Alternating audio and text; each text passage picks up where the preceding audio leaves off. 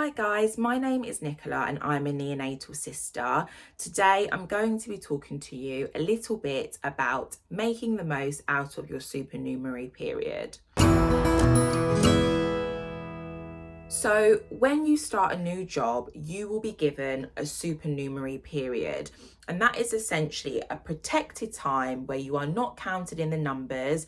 And this enables you to be able to get to grips with your new working environment and your new job role. And so I'm just going to give you some advice about what you can do to make the most out of your supernumerary period. So my first piece of advice for you would be to ask questions. So during your supernumerary period, ask as many questions as you can. This is a great opportunity to gain further, more in-depth understanding about your job role, the environment that you're going to be working in, and how the daily processes within your unit or whatever your job role may be.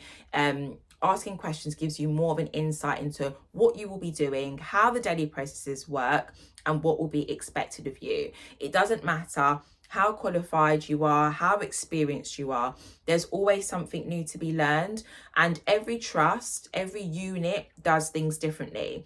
So I always tell people, go into a new job, almost like you're a student, and ask questions, get an understanding of what is expected of you, how the daily processes work, and this will really help you to get to grips with your new job role quite quickly. My second piece of advice for you would be to use your supernumerary period to get the basic things in place. So get access to computer systems, get your logins, get in touch with payroll, make sure you can access your pay slips, have an understanding of annual leave and how the processes work.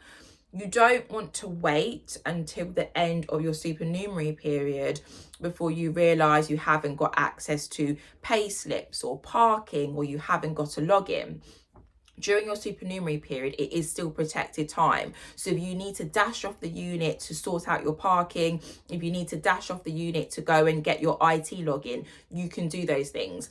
It becomes a lot harder once you're counted in the numbers to be able to get your parking sorted and your IT login. And by having all of these things in place, it makes your transition into your new role a lot more smoother. So one thing that I would encourage you to remember is that your supernumerary period is essentially protected time. And so really utilize this time to shadow other professionals, shadow different nurses that you are going to be working with. Even if you can't spend the whole day with them, go and introduce yourself to people. You know, I'm so-and-so, I'm the new sister, I'm a new nurse that started, I understand you're part of the discharge team. Can you tell me a little bit more about what you guys do and how I can utilise you when I'm looking after patients on the unit?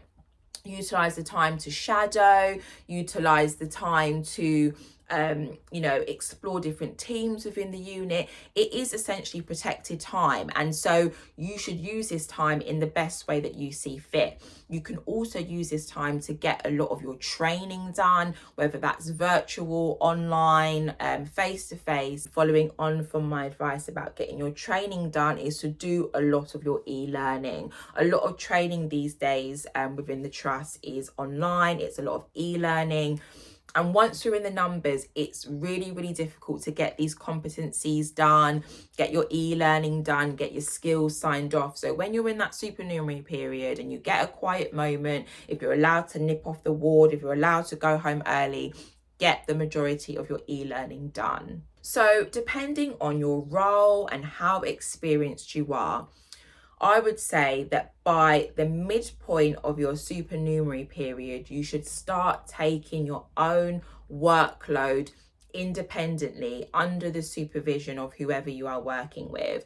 And the reason why I say this is because for you to really have an understanding of what you are doing, what is expected of you, what it's really like to work within the team and the unit, you need to be getting yourself involved and taking your own patients, taking your own workload.